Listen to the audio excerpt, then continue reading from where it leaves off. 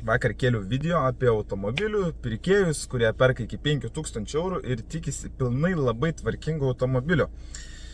Ir jie mane, sakiau, labai stebina tokie žmonės, kurie tikisi iš senų automobilių pilnai tvarkingų. Nu čia tas pats, kas iš pensininko tikėtis, kad jis bus olimpinis sportininkas. Taip, pensininkų būna labai gerų sportiškų formų, bet jų yra vienetai.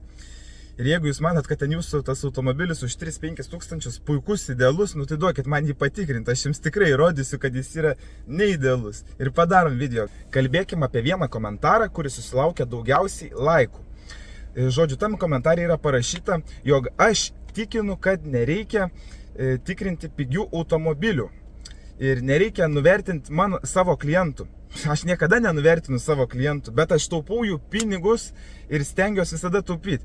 Ir aš pats sakau, kad reikia juos tikrinti, bet reikia tikrinti adekvačiai. Reikia atsižvelgti, kokių metų automobilis už kokią kainą ir kokios būklės reikia tikėtis. Jeigu senas, nu nereikia tikėtis jo idealaus.